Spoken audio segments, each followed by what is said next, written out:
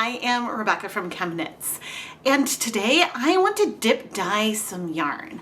I just have these thoughts in my head about dipping yarn into at least 3 different colors, and I haven't yet decided if I'm going to want to sort of dip and hold the yarn where it'll be more static, or dip, raise, and lower the yarn so the colors will be more blended. I really just want to have fun and have this level of control over the colors that you can get with a dip dyeing technique. Because in the moment I can say, okay, that's enough of this color. I'm going to remove the yarn and steam set it, and we can rotate the yarn and just play and have fun. Before we go look at the colors I want to play with today, which honestly I have not yet finalized, I just have everything swirling in my brain still, I want to give a huge shout out and thank you to today's lab partner, Cindy. Cindy, thank you so much for being my lab partner for today's episode of Dyepot Weekly. I'm really excited to create this yarn for you. Today, I think I want to play with a combination of electric violet, emerald green, and intense iris. Now, I know that the emerald green mixes really well with the iris. It also works really well with the violet, which has more warmth to it. It's a little bit pinker than the iris, which is more blue, slightly blurple-ish. And I think I can create something really pretty with these 3 colors. Now, when I'm dip dyeing yarn, some of the dye might strike more to the outside of the skein than the inside of the skein.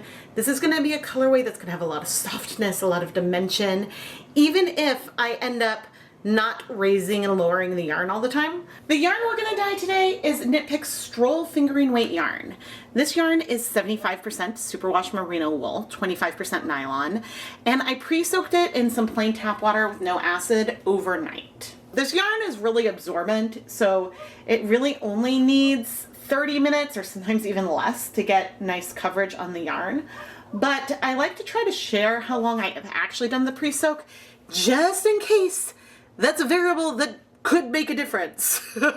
So then sometimes when I look back and I'm trying to figure out what happened, then knowing some things that maybe I do a little bit differently can help me try to recreate things in the future. And yes, Indy is barking outside. For our dye bath today, I want to start with 24 cups of water. This is only 8. I'll add the rest. I'm now starting to heat things up. We're going to add 1 tablespoons of white vinegar. Sometimes people will ask me why I use vinegar instead of citric acid.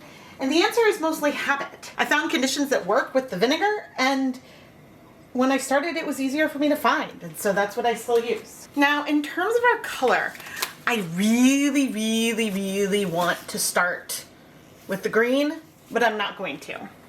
Emerald green is a color that can cause back stain. And so because of that, as I go and I just grabbed the emerald and I was shaking that up, even though I said I wasn't going to use it. Because it can cause back staining, if some portions of the yarn with the emerald on it go back in the dye bath later, some of the dye will come out and then can rebind in different areas, and that may not be what we want. So we'll start with the electric violet, and I'm only going to start with 30 milliliters of the color. All of these stock solutions are 1% stock solutions, which means that we have the equivalent of 1 gram of dye per 100 milliliters of liquid. So I just added approximately 0.3 grams of dye because a tablespoon is 15 milliliters. This doesn't look like a ton of pigment. We may go in and pull for more colors. I want to see where we end up and build our color and really have, I guess, control over it as I'm doing something very free-flowing at the same time. And I have 200 grams of yarn we'll be dyeing for our project today for Cindy, but then I have another 100 grams of yarn that we can use as a yarn mop if I hit a point and I'm like, okay, I like this level of color. You know, that intense iris I added layer is overpowering things too much. I want a little bit less. I can remove the yarn, bring the yarn mop, soak up the color. But first, I really do need to let this heat up. So I will be back in a bit. And knowing what I know about my stove and this much water, maybe it'll take 20 minutes to heat up. Okay, we are getting warm. It's not that hot yet, but we're gonna go for it. Now, with the yarn, you can see how wet it's a little bit compressed together. There is gonna be some yarn on the interior of the skeins that isn't gonna get as much color. And so that's why even if I'm not dyeing over the entire skein, that is a reason why I like to bob the yarn and move up and down, even if I'm not necessarily going for something that goes from more saturated to less saturated. Because if I don't do that, then the interior of the yarn isn't going to get as much access. And in fact, you can see if I turn it, you can see that tonal variation in there already. Now, I'm going to want to make this color more intense. Okay, so I set the yarn down for a moment. We absorbed most of the color, but here you can see how we have sort of that light patch, but we're going to be able to build on this more. Because as I said, we're going to add more of the color. Let's do another 60 milliliters. And this time I'm not going to wipe off the spoon into the container because things are warm. There's that last little bit of color. Now I could stir, but I'm not going to. The other thing I did do is I brought over my step stool. So that way I don't have to go quite as high up over my head. And we can continue to build up this color. And I was undecided how I wanted to go about things, but I think I am going to do like a more blended out. And then when we do the next color, we may not have any white left, but we'll maybe have some pastel areas to then bring in the green.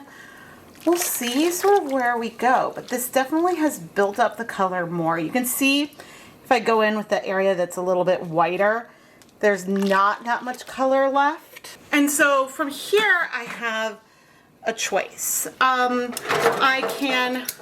I'm going to do is I'm going to remove the yarn, set it aside, and bring over the yarn mop. Even though there's really, I dunk it in, there's really not a lot of color left in there. Maybe like the tiniest pastel. We may as well soak that up a little bit. And let's go over to the sink so we can rotate where our zip ties are placed. My camera wasn't recording, so at least I can do this again, mostly. Okay, what we have after the first dip dye is sort of this medium purple, pastel purple, and white. If I keep the zip ties in the same place, then we're going to be dipping into the next color in the same direction, which is something that we can do. But what I'm going to want to do is shift the zip tie so that way we have sort of the white and the darkest part of the purple in the middle. So we have a little bit of white towards the bottom, a little bit of white towards the top, but mostly pastel at the top. And I'm going to do that over here as well. Okay. And again, let me try to lay out one of these just so that way you can see a little bit. This time when we add on our next color, on the white we're going to see that color pure. On the purple we're going to see a blending of the purple with that color. And then we may still have some white left. So we'll see some of our green without any of the other colors once we go and layer there. And that's the plan. We're still not that hot over here. I may end up deciding to steam set the yarn in the very end. Ooh, see, we got some nice light color in here. I don't know exactly how I'm going to want to do it. Ideally, at some point, I'm going to get a steamer insert for my catering steam pan, so then I can just have the yarn sort of straight as I steam it. I've been meaning to buy one of those for a few years. just like last time, let's start with just 30 milliliters of our intense iris dye. Not only is this color more saturated, but it is a little bit finickier because it is not the most soluble of colors. But in a hot dye bath, we should feel it being more soluble. It's just, it does not make the best stock solution, which therefore means I am less confident as I get my step stool in place. I'm less confident with the total amount of pigment that we have, but I'm not worried. Here we go. Ooh, that's so pretty. There are times where I will dip dye yarn more than 200 grams at a time. But the reason why I like doing 200 grams is because, again, when I'm bringing it in, you know, and sort of raising and lowering, I can physically separate the skeins. And since I can physically separate them from one another, that allows me a little bit more control and helps me get the coverage that I want. I am loving the combination of the two purples. I have no idea how subtle that's coming off on camera. I'm trying to be very careful to let myself still have some of that white left.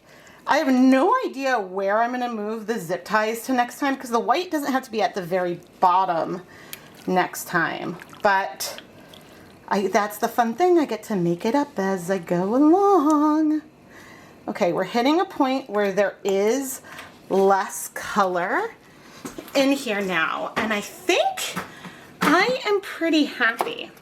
So at this point, we have, oh my gosh, these colors. It is so subtle, the difference between the two. I'll try to show better in a second, but there is definitely a difference. What was I gonna say? At this point, we've used a total of 0.9 grams of dye in our 200 grams of yarn. And I'm definitely not going to use a whole gram of the emerald green. So using 1 gram of dye per 100 grams of yarn is a frame of reference I use as a starting point. With a lot of colors, that is a good amount. Some colors you need more, some you need less. And so when I'm thinking about dyeing just a portion of the yarn, I think about amounts that are less than that. And as I did with the electric violet, you can always add more color. And with dip dyeing, you can always remove the yarn from the dye bath sooner, but the more pigment you have in the pot, the easier you're gonna get those pigments to bind to the yarn. After the second round of dip dyeing, here we are. Now clearly that is different. But what I want to draw your attention to are these differences that we have right in here.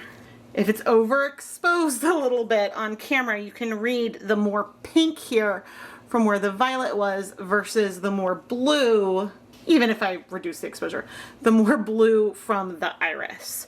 So that does give us that little bit of dimension. Now, when I bring in the green, we are gonna end up with some colors that maybe feel deep, a little bit muddy. We're gonna start with just a little bit of the green, and then we can build it up to see where we go, but I think it's gonna be magical. I just have to decide what end I want to go in first, because we could add the darkest end. That's not quite what I want.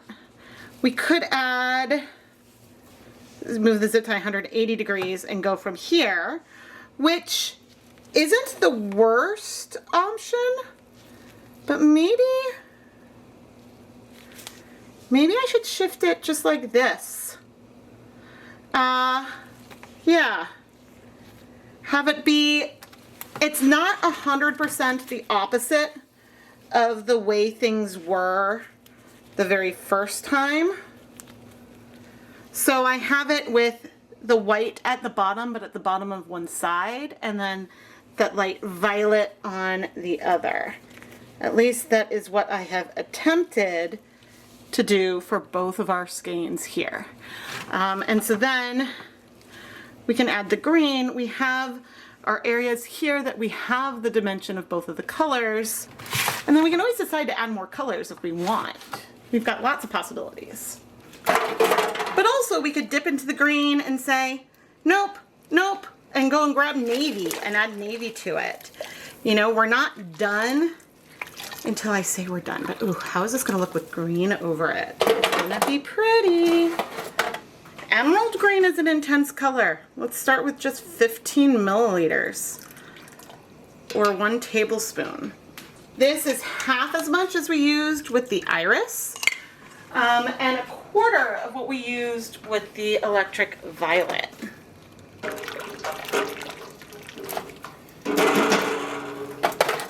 Now, of all the colors we've used thus far, this color is a bit of a bleeder. I mean, it won't be at this proportion, but I just mean, I've already mentioned that it's a backstainer. Ooh. Okay, so you can see that there is not that much green because of the total amount of green that we have in here. It's gonna let me build it up a little bit slowly. And ooh, I like what is happening so far. I do want to cover all of that white area, but I also want to be careful to not lose this area that is more the true violet. So I'm going to be a little bit careful and slow with it. Like I might do one quick dip like that just to bring a little bit of that color up higher. Keeping an eye on that violet, and I can do that again just to blend things. But ooh, this is fun. And you can, I mean, you can do this in more than 3 colors. There are times when, like, if I wanted to get a rainbow and try to overlap the colors, sometimes that takes a little bit more thought, especially if you consider how pink, a little pink you need to make an orange. But I just wanted to create something fun. And the way that the green is layering over the other colors is beautiful and fits in really, really nicely. Now again, I'm going in further just to blend it up, mainly because I saw there was a little bit of white up here and I just wanted to bring some pigment because it is so light that it isn't going to overtake that purple. So I can look and decide how I want to do that and how I want to carry on. Oh, I really like this. Okay, what I want to do is leave the yarn here in the pot this time. And you'll notice that I have intentionally placed it in an area where we have a little bit of green up there and we have a little bit that isn't there down below. I'm going to add another 2 tablespoons of white vinegar. But the green we have up here is not from color wicking up or anything like that. The color that we have up there is because I added that into the dye pot. But I'm gonna wait just 10 minutes and then we'll come back. Okay, and we are nice and hot now. I'm gonna squeeze out the water. We have almost all the color in our yarn, which I'll show closer in a moment, because now I want to take our yarn mop. We're going to pop that in there. We're going to do 2 birds, 1 stone here. So I've got our steamer basket. I do want to add some more heat onto our yarn. And so I'm going to bring our pretty colorway in. Now I'm scrunching it in a way to try to keep like the different colors a little bit separate at least. We will see it beautiful and flat in the end once it's dry. But now I can steam set the yarn, heat the yarn on the bottom, I'll have the heat down on medium, and I'll set a timer for 30 minutes. Okay, got nice and hot. Oh man, you know, I'm on the fence about needing to steam set after, but having a little more heat usually doesn't cause any issues. Unless it's navy, and then it does a little bit. But that's another story that'll come out either before this or after. But here is our yarn. Oh, she's so fun. Okay, I'm gonna set this aside to cool. Remove the steamer basket. Oh, cool. This looks very, ooh, we do have some hints of green. I was gonna say it looks very gray to me, but there's like mint and purple. It's very subtle, but also really fun. A really nice, like neutral colorway. All right, I'm also gonna set this aside to cool. And once things have cooled off completely, then we can go ahead and wash them. Let's wash all 3 skeins together. And I know that like at first glance, this yarn may look like, oh, it's just purple and green. And I mean, it is, but don't forget that we have these differences in that purple hue. There's like multiple different purples. And so that's really fun. This is something that we could do using, as I add some dish soap, we could do a colorway like this using more different yarns. I picked 2 colors that were a little bit close together, but sometimes you just create what you want to create, right? Now am I seeing any green come out? Actually, I thought I was, but I don't think so. I think that was my mind playing tricks on me. We did not use very much dye total. What, I think a total of 7 tablespoons of dye, 7 times 15. 105? Yeah. That's 105 milliliters of dye total. So on our 2 actual stains, not the yarn mop, we have approximately a total of a 0.5% depth of shade, which is half a gram of dye per 100 grams of yarn. And actually, I don't know why I'm adding more water, because we were clear and I think we're pretty much ready to go. So I'm gonna go ahead and put the yarn through my spin dryer, but may as well pick it up for you where we have just our colorway and not the yarn mop. And so I'm gonna go put it in the spin dryer, hang it up to dry, and we'll come back for some conclusions. As a zip tie broke. If you know, you know. The lab partner today is Cindy, so the shout out of the broken zip tie goes to Cindy. This yarn turned out so fun, and Cindy, I really, really hope you're gonna love it. I love that we still feel more of our 2 purples, and then of course the green as well, but you can really feel these different colors, and the transitions are fairly soft. Yes, we have some more pastel and less pastel areas in some of the transitions, but this does not look like a colorway that would have happened if I had done immersion dyeing and poured the colors on it in the steam pan. The blends would not be as smooth, because here if I shift the color this way, the transitions between the colors still feels smooth. There isn't like a, okay, this is where the change to green happens. It's very soft. Of course, the transition between our 2 purple colors is a lot smoother because those colors are much closer together. If I had done this technique and the 3rd color I brought in was maybe a pink or more of a blue or navy, then I think that the transitions would be very subtle all the way around. But since there's more contrast between the purple and the green, that makes the green pop a little bit more, which I find super duper fun. Our yarn mop today also has a softness to it. And compared to the saturation of the main colorway, some of that variation in here might feel a little lost. But in person, I absolutely feel more pink, more blue, maybe even some green hints, but maybe they're showing up more blue in here. Very subtle, subtle hints. When it's twisted, maybe you can feel some of that variation a little more because that contrast sticks out. Ultimately, this is a super pastel yarn. The color in here is extremely subtle, but it would make this a really fun neutral color for color work and contrast with a lot of different yarns instead of just using a white. But this also shows just how little color there was left in our dye bath. Cindy, thank you so much for being my lab partner for today's episode of Dyepot Weekly.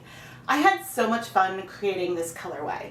If you want to learn more about how you can become a lab partner like Cindy, please go and check out the listings in the ChemKnits Creations Etsy shop. I'll have them linked down below. Cindy, thank you again for being my lab partner. And once again, I hope you're going to love this yarn as much as I do. Dip dyeing yarn is so much fun, and it is a technique that tons of dyers use. Everybody has a different way they like to create their tonals. Some will do various forms of dips. Some people will dip and let the yarn hang in the pot so a portion is in there.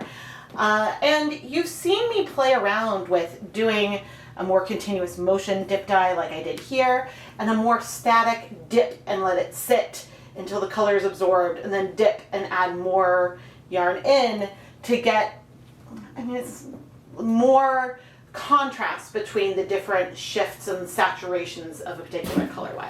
Neither way of doing this is wrong. It all depends on what type of colorway you would like to create in the end. Now, the one downside of this particular colorway is that it would be hard to scale this up to dye a lot because it is a more labor-intensive type of technique. And I'll admit, if I'm dyeing, 16 skeins of yarn in a dip dyed colorway, my arms do start to get tired. I think that came up in one of my 2025 Hanukkah episodes. I think it was night 3 where I did a dip dyed colorway, and I was like, phew, this is starting to become a workout. But one of the perks of being a small batch dyer is that you can play around and create unique colorways like this for yourself really easily. I just know that this is something that is harder for a dyer who needs to create 100 of each of their colorways. It would be a lot harder to physically scale it in a way.